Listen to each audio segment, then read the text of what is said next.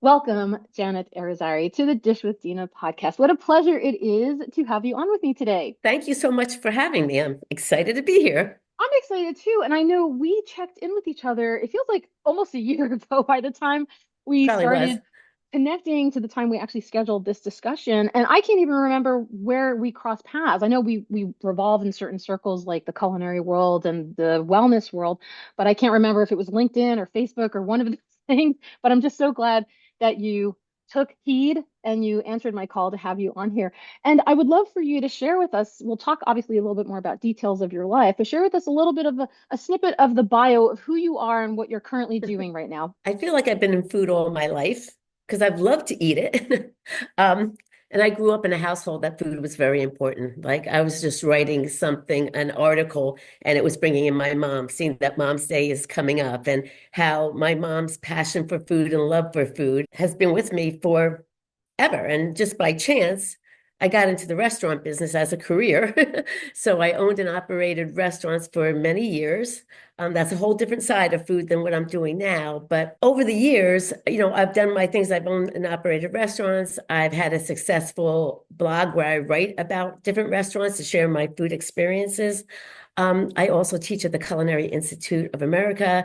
I don't teach cooking or anything. What I do teach is introduction to the hospitality industry. So it's the people, our future food leaders coming in. And I love it because I get to, talk to them about what hospitality is, not just the segments of it, but the concept of hospitality and being kind and nice and attraction of when you put good in the world, good will come back. So Yeah, all the it's important very, values you hope that are reflected. yeah, exactly. And I landed up getting into course design, which I just got my master's in educational technology and course design. And one of my passions is because from a very young age, both my mom and I remember my second grade teacher, Miss Shea, if you're out there, this has always stuck with me. But how we need to keep the world clean and the way we have it for our kids, that always just stuck with me. And I learned about the environment. So deep down, that has always been a passion for me. So fast forward to right now, and I get to put all my passions together, my passions of food, my passions of family, learning, course design, and leaving the world a better place than I found it. And that's why I created my Mindful Kitchen. And it is basically a way to look at food differently in a way that, and I'll be honest with you, every day I work on this, something new comes to light. But I have found a relationship with food by looking at food differently and not looking at just something to nourish our bodies. It can nourish our emotions, our minds, nourish our kids, and help them look forward to a better future. So that is what my mission is to like, first it started with my environmental cause of saying, let's, leave the world a better place. Food waste, if people out there listening don't know, is a major problem because when food lands up in the landfill, gets buried, and it creates greenhouse gases that are very potent. And household food waste happens to be the number one contributor to food in our landfill. So therefore, the less we waste, the more we can do. And that's how this all got started, is working to reduce household food waste. With my background, and as I've gone through this, I realized that food connects us with so much more of, I like to say, our innate values. And if we could just turn things around and really go back to when I talked about my mom and how she was in the kitchen and she enjoyed it and she totally looked at food differently, not like busy moms today. I mean, I get it. I completely get the fact that moms and parents in general are just too busy. But when you bring mindfulness into it, it's very easy because you don't have to be perfect. You don't have to feel obligated. When you look at food from a different aspect, you can make your kitchen like a classroom. And instead of, I'm actually advocating for to spend more time in your kitchen, not less. And I know most parents out there right now are saying, are you freaking kidding me? Janet, I want But to ask you something if you don't mind for a sec, because as I was sharing with you in kind of like our pre-discussion, when I first launched this podcast 11 seasons ago, we started off with the roots of the connections of our food and early influences. Do you mind if we talk a little bit about that? Because I'd love to know what kind of culinary things were you working on, traditional recipes? Like, what was the kitchen like back when you were younger? And was it a matter of that your mom was doing the cooking for the family, or you were brought in to experience and experiment and expose yourself to different tastes and flavors that really got you learning about shopping, ingredients, and making meals? for me, my mom did it naturally because she loved it. And she loved when the kids were around. She loved having family, friends, and we even had strangers over for dinner sometimes. Now, just because someone might not have a place to go for Thanksgiving, and she was always out there volunteering and she would come across people who weren't as fortunate as us. And my mom was really into volunteering too, which is another thing about giving back. But no, the kitchen was a fun place to be. It's I like to say, the heart of the home. And my mom was so funny because once a week we would go out to the farm markets and we lived up in the country kind of. So, but when she would pick up a tomato or look at a cucumber and then bring it home, or we would go apple picking or tomato picking or strawberry picking, and she would come home and just out of her heart just make the most wonderful things. And that's half of it. Like it tastes just better when it's made with love. And I feel like in our rush right now, so many people have gotten away from that. And, with everything on the outside, if we just take it back to the simplest things, it doesn't have to be the most delicious meal.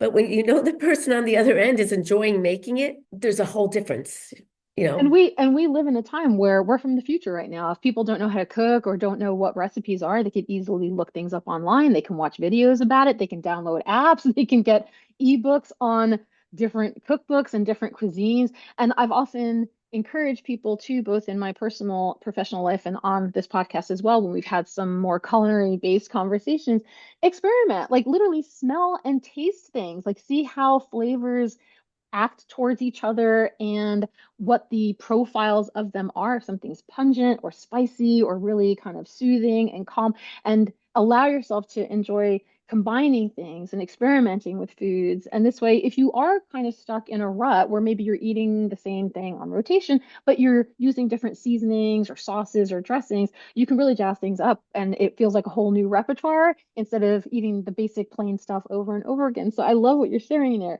And as And always, oh, go ahead. Yeah, go ahead. no, I was going to say, and the other point about that is because one of my main focuses is on actually preventing food waste is the best thing to do. But when you go into your refrigerator and you see things that you know are going to go bad and you need to use up, to your point, say, what am I in the mood for today? Am I in the mood for Mexican, Chinese, or would I like something that is, I don't know, you name it, but you can start that way too, and then take those items and use, like as you said, the spices. Do you want comfort food?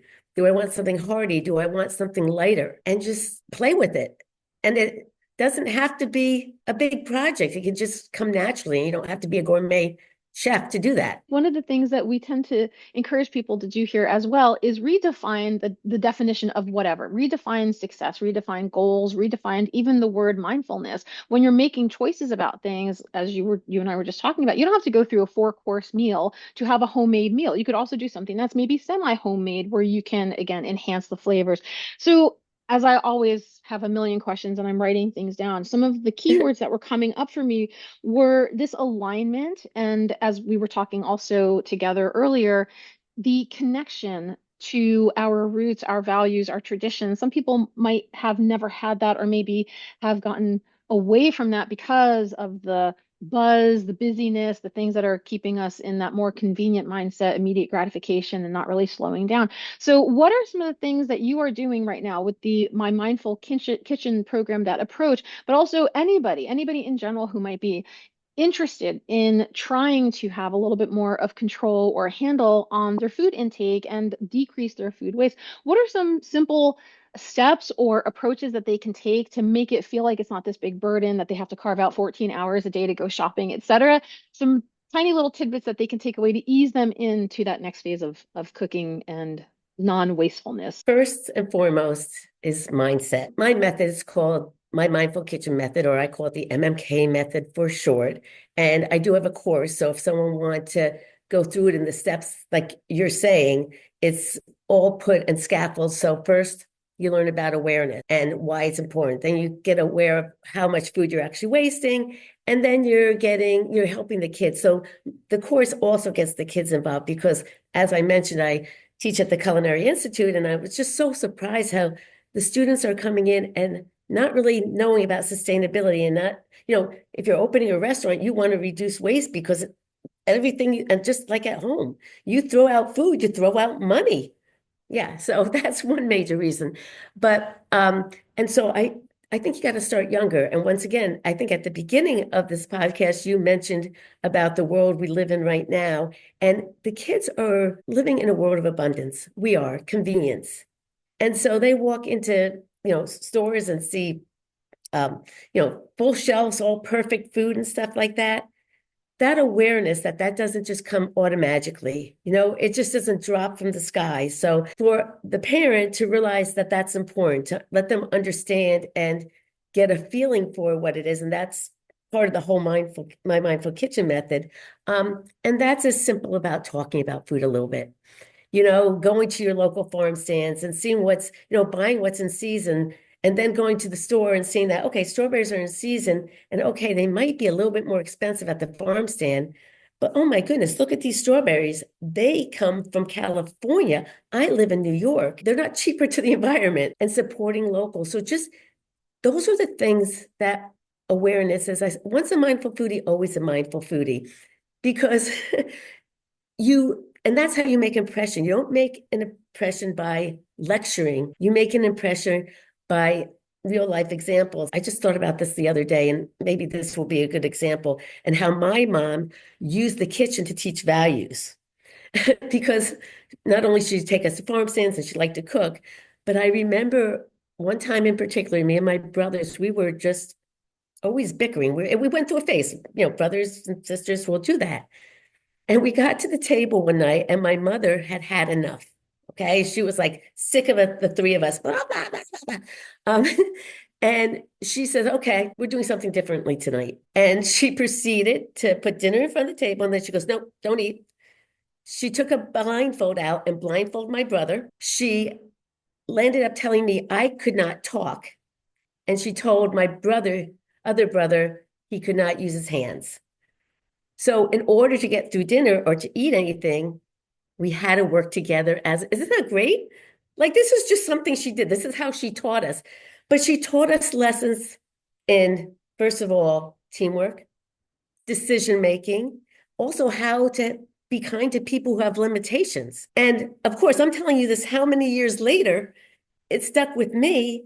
And of course, by the end of the meal, we're laughing, we're having a great time and we're best friends again. But it was done in a way, and that's very like kind of off the charts but she did many of those things, and you can do too if you're creative. And what happens? It starts those conversations because it's about getting the kids to have the awareness. My grandson walked out the door when Amazon came when he was 5, and he looked up and goes, thank you, universe, because he didn't realize what it took to get that Amazon box to him, and just like with food. So it's, once again, awareness about where it comes from, the resources. So, and then it's these little tricks. So awareness, and just by listening to this podcast, you're going to have a different awareness. Done. Yes, put it out Easy. there, speak it. You just mentioned the word strawberries and the journey of strawberries. And recently you also linked to one of your favorite TV commercials about the journey of a strawberry. And it felt like I was going on this lifelong relationship with this food item, and I felt so attached. And I'm probably going to end up linking to your link to that just to share with the audience or the people who are watching this.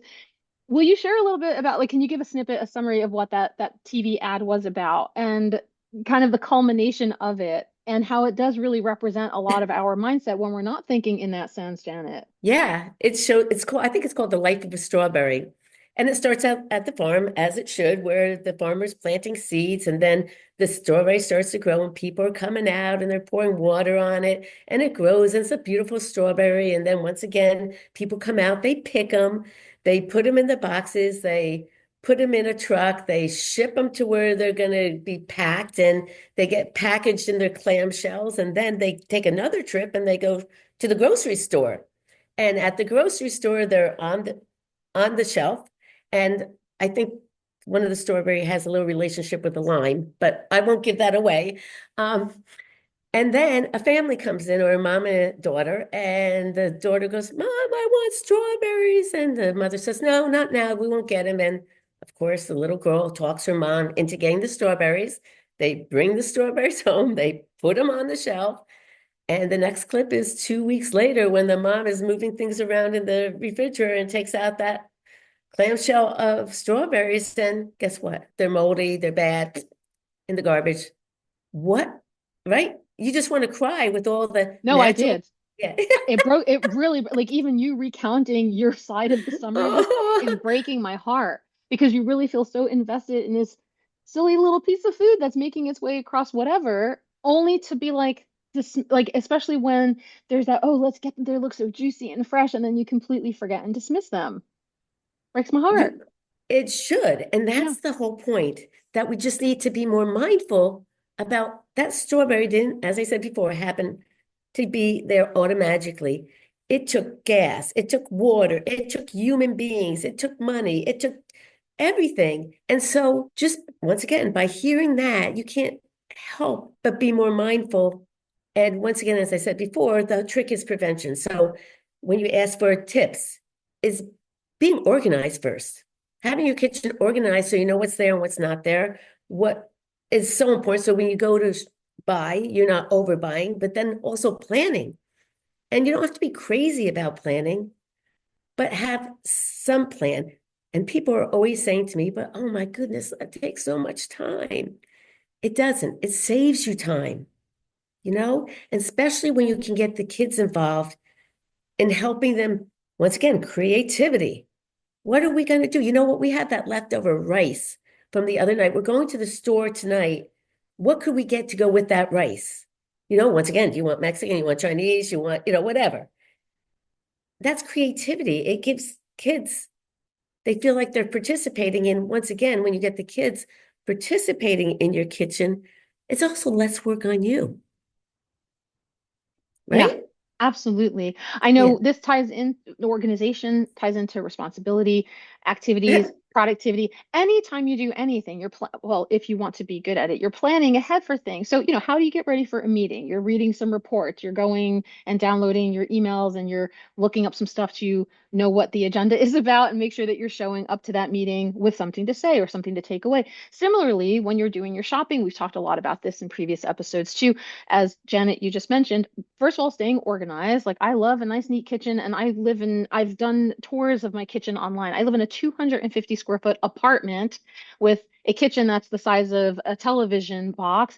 And so we have everything put together. Like, the grains are here, and the other things are here, and the nuts and the seeds are here, and then some stuff's in our fridge. And we take an inventory every week or two so that we know going in to our shopping journey, our shopping trip, our shopping day, of what we need to replace or backfill, or, like you said, what's new, what's maybe seasonal, what can we add to this meal.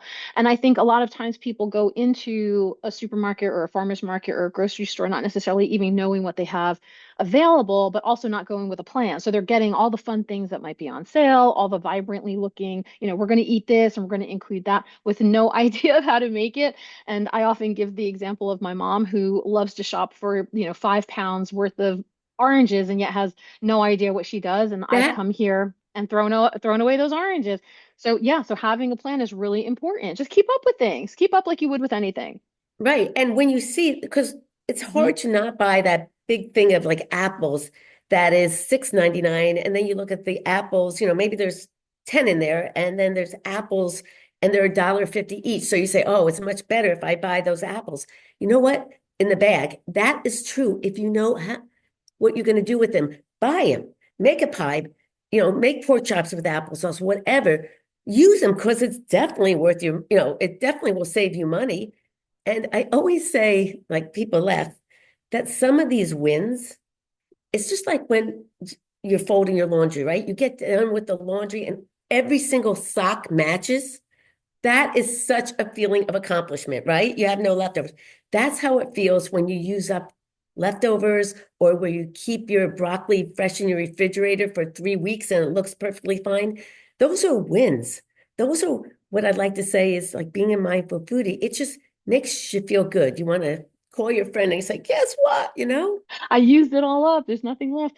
And I That's want to ask you too, because a lot of our discussions as I was sharing with you earlier too, a lot of our discussions in these episodes are front facing for the consumer, for the patient, for the human being on the other side of things. But there's also a business and professional side of things too. So will you share with us what a current, I don't usually have to say a typical because I'm sure it's not typical, but what a current week in the life of you might be, both with the things that you're doing full time, the things that you're trying to journey out and build for yourself and maybe the future pursuits that you have. And then we'll talk shortly about the personal end of things and maintaining your own self-care as well, balancing the harmony that is work and life. so we should start with that part first. No, no. Yeah, so I have some really exciting things with my Mindful Kitchen in the works, which unfortunately I would love to share right now, but I can't. One of my goals is to make being a mindful foodie just, you know, every day. That's what we call ourselves. We're mindful foodies.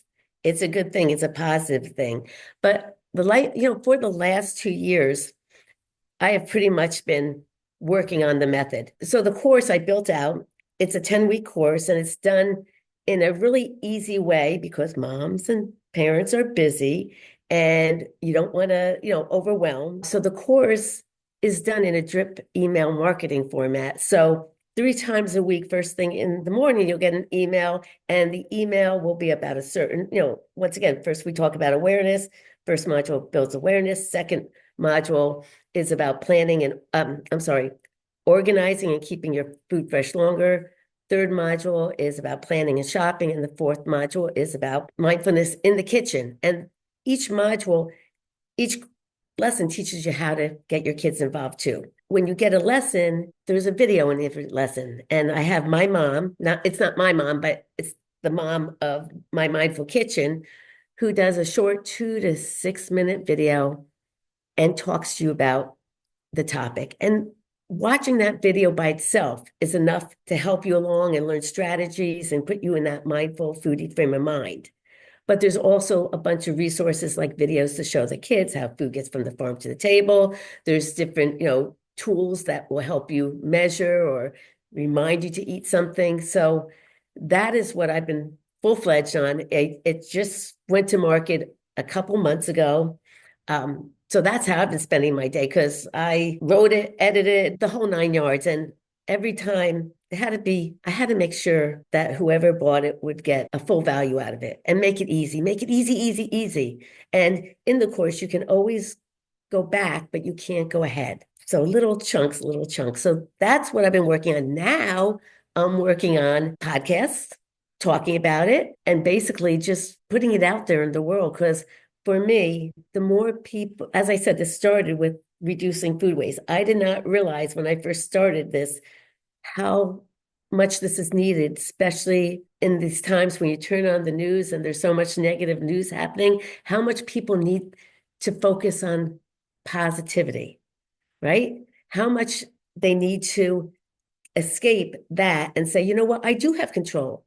I do have control of my kids. I do have control of the climate. I do have control of inflation. Woohoo! And it's easy. So that's what I've been working on. I love the implementation of that slow drip as well, because as we alluded to earlier, sometimes everybody wants things very quickly, miracle cures, fast one and done things, but change takes time. And I think, especially if you're starting to learn some new skill set or relearn something, right? So those of us who are from back in the day, we didn't have the internet. We were picking everything by hand and we were slow roasting all the stuff in our kitchens, and then we started getting more convenient and more busy, et cetera. And so sometimes it takes a minute to just even unlearn those old habits or those new habits and relearn new things or integrate new things into our lives. So I really encourage people to take that into consideration. Be patient with yourself. The way that you can have a realistic approach or a sustainable, right? No pun intended, a sustainable approach to whatever you're doing with implementing new behaviors and new habits is to really just take it step by step. So I love the way that you're kind of forcing people pay attention to this particular module, this lesson before you jump ahead, like no jumping ahead until you finished and implemented and executed that and really got it into a groove that you feel comfortable where now it's become part of your life. And this kind of relates to some things that I know I address in our patient and client discussions as well. You're not starting from scratch and emptying out your kitchen and only buying certain things from this point forward. You're easing into maybe what's missing from your diet or different kinds of cooking methods that you can experiment with, or trying new foods or flavors when you are in the supermarket. Just buy one thing like a sweet potato or a pint of blueberries and see how you can integrate all of that. And you mentioned the mindfulness too. This comes up a lot in especially people with some disordered eating patterns or people who have kind of lost their appetites depending on pharmaceuticals or gastrointestinal issues, Janet, where it's not just about gulp, gulp, gulp and eating as fast as possible, but like really sitting down, being mindful, whether you say grace or you just give gratitude to the food in front of you for whomever provided it as you were walking through the journey before, or even just like smelling and tasting and taking bites and like what your mom did with that sensory forest team thing back then too, of like really just being really conscientious of what we're putting in our mouths, what we're putting in our bodies. Exactly. And it's just, it's not being perfect. And, if someone thinks about breaking a habit, that is just, ugh, who wants to do that? That's not this. My mindful kitchen is not that. It's about gradually just awareness and learning tools to help you. You can implement them if you want. You don't have to, but I guarantee you'll think about food differently. And then if you tie in the fact that if I show good food habits and my kids are around, then they're going to learn them. That's just, it's a no-brainer. And, once again, not being perfect, you want to create something with your kids. You want them to help with dinner. You got to let yourself go and say, okay, it doesn't have to be perfect. The course itself, the mom who explains, her name is Margot, there's no one better. She is your friend, and that was how it was created. So you look forward to seeing her on the next video because she makes you laugh. She doesn't make you cry. Wish she could, but in a nice way. But she makes you feel you're all right, whatever you're doing, and makes you feel that it's those little things you can do and they can be fun. And as we say, just really doable. This feels to me similar as well to some of the philosophies that we have in general about investing in improvements for ourselves, whether it's free, low cost, or an investment like going back to school or learning a new trade.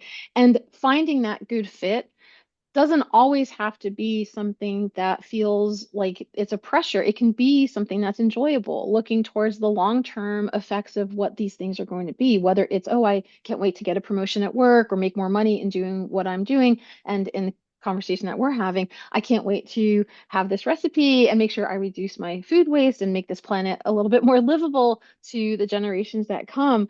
So, Janet, let's talk a little bit about what I mentioned before with this, what we call like work life or life harmony. What is it that you, with a lot of stuff literally, that you're juggling on your plate here, what are some of the things that you're currently doing to make sure that you stay connected with your own self, stay grounded, and encourage your own self-care? This has helped me. And that's one of my messages too, because I'm focusing on how great this is and how food choices can make you feel so good. Helping your kids to learn values can make you feel that warms my heart. And that is part of my message. Thank you, Dina, because that is the whole point. It doesn't have to just make me feel good. If you implement it, you can feel good. And that is what I want for everyone, not to look at food or the kitchen with dread, look at it like looking forward to doing it. So, I'm fortunate. We were just talking. I live in upstate New York. I have plenty of outdoors, when I want to think or listen to a podcast or, get motivated. I put on my headphones and I go out for a run or, go hike the Shawangunks or whatever. So I have plenty of that. And I like to eat healthy. And my husband laughs because he goes, most women have a food, like a shoe addiction.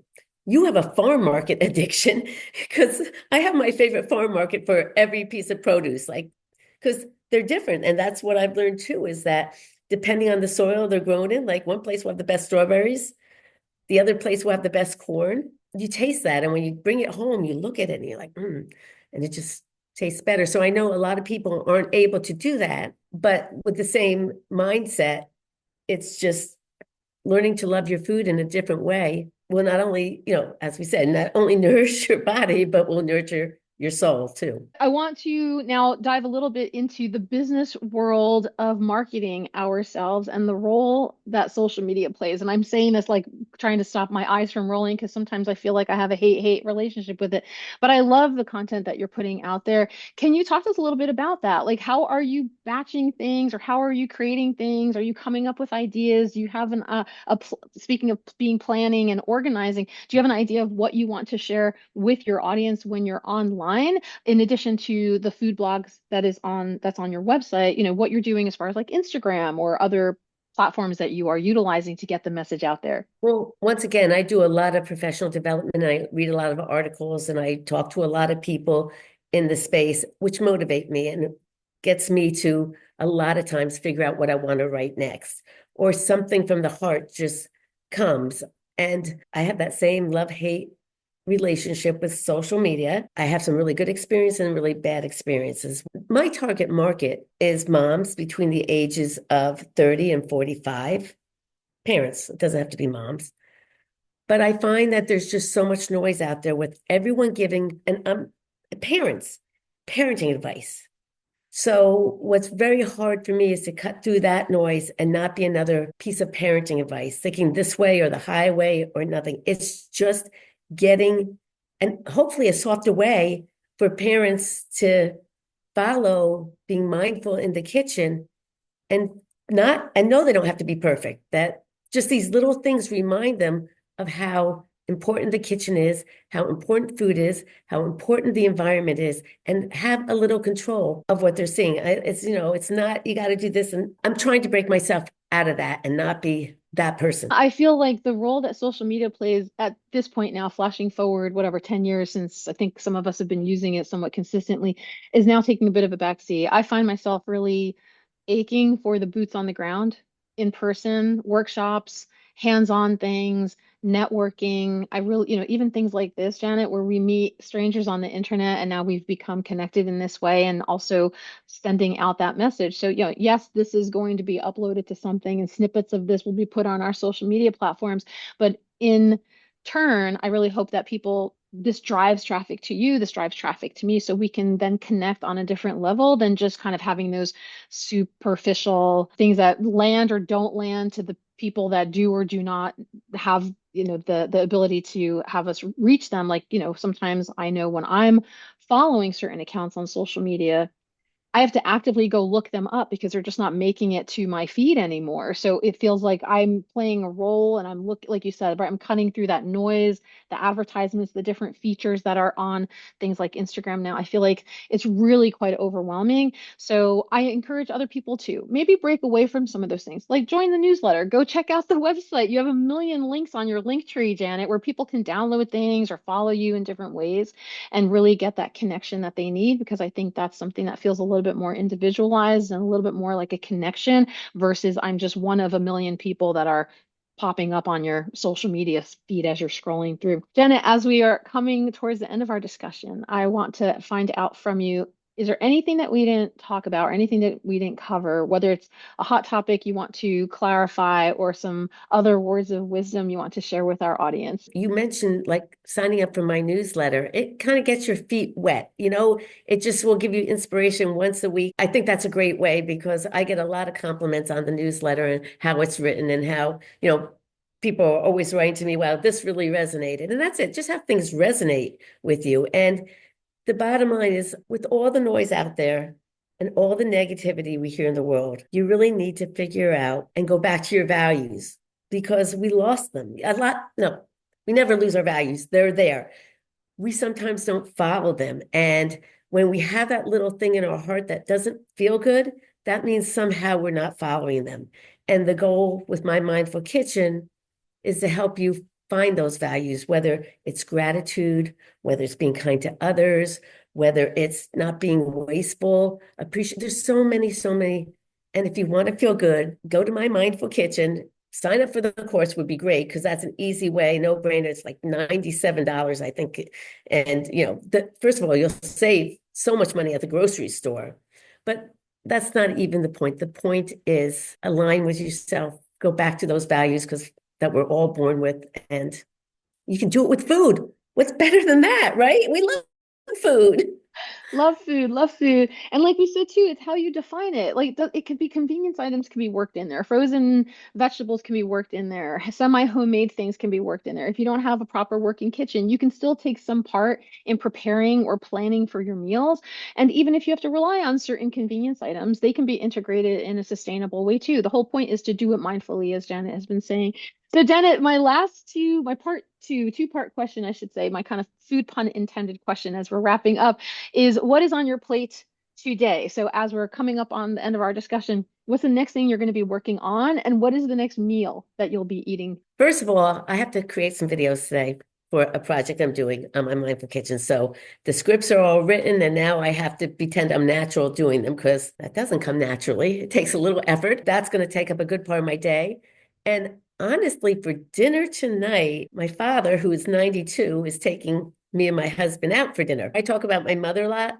My father is a mindful foodie, and he absolutely loves his food too. And he's a great cook. And my father did not cook while we were growing up. He worked, and my mom did all the cooking. But when my mom passed away, he was like, I always loved to cook. I just didn't. She did such a good job of it. Well, Janet, it's been a true pleasure getting to know you and gain some insight and really, again, kind of like reaffirm some of our connections to our land, to our consumerism, to meal planning. And I hope that there have been a ton of takeaways that anybody who's listening to or watching this right now have come away with and can integrate into their life going forward. So thanks so much for being a guest on here.